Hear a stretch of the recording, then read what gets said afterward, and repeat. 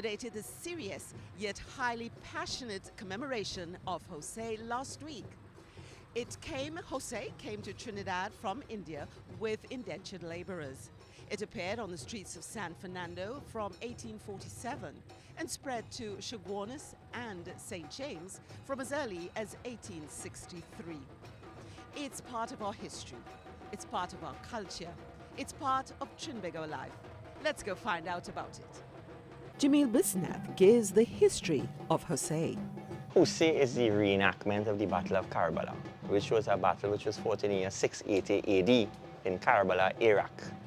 It was fought by the Prophet's grandson Hussein, his brother Abbas, and 70 other followers of the Prophet's family were killed, brutally martyred on the plains of Karbala. It was basically a civil war by the tyrant ruler at the time, which was the Yazid. And they were killed because Hussein stood for justice, freedom, and the principles of Islam. Mr. Bisnath said the remembrance really started in Iraq in 681 when Hussein's sister went back to visit the graves of the brothers Hazrat Abbas and Imam Hussein. He makes it clear why.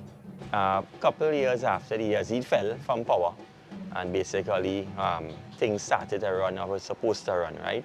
If Hussein, I guess, that day gave in to Yazid wishes, they would have never had what we call today Islam, right?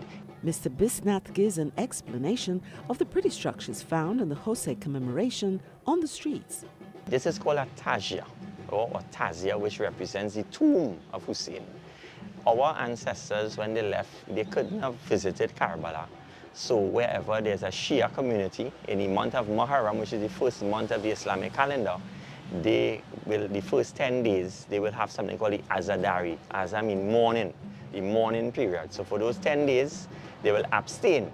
Right? They don't fast, they will abstain from meat, they will abstain from all relations with your wife, eat boiled foods only, and they will construct the tazias on the moon. Another meaningful part of the memorial are the moons, which he stresses are sacred and cannot be photographed or videotaped except when in procession. They represent the bodies of the imams. The red moon represents Imam Hussein and the green Hassan. The Abbas moon reintroduced this year with a white moon in memory of Hazrat Ali, the father of Hassan Hussein and Abbas. The flags on the first night of procession are placed by people honoring Abbas. On the 9th night is Little Husseinite. You see the little tazias come out. That represents Ali Asghar. He was the 6-month-old son of Imam Hussein. The Yazid and them were tyrants. They didn't fear nobody. A 6-month-old baby they killed. All processions are held at night except for on the 10th day. So we have one-day procession where we go to QRC grounds for prayers, right?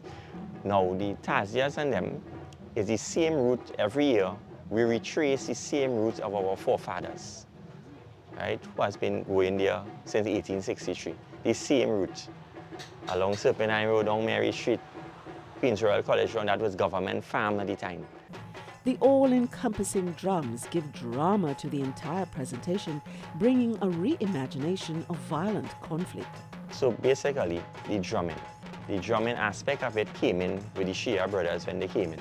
If you go to Iraq, you will hear the same rhythmic patterns of the war drums, right? Because in the battle, they had drumming.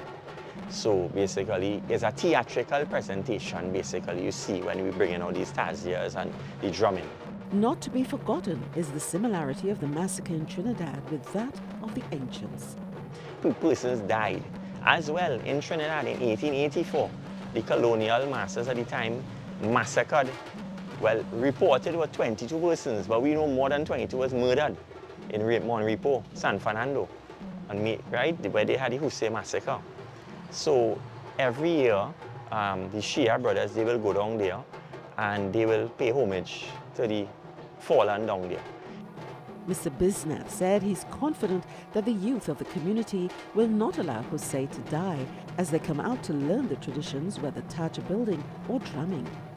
In closing, Mr. Bisnath gives these words of advice and wisdom. We gotta share our culture, because if you don't share it, it will die out one day. Right? And no one family could keep the Hosay alive. There's everybody involved. So we have all the families in St. James who involved in it. And the cookery there, we have one camp down there who involved in it. And we have some brothers in Cedras. They as well, they have it going. So at least we still have two communities that still have it vibrant. Marie-Therese Bernard for We Focus.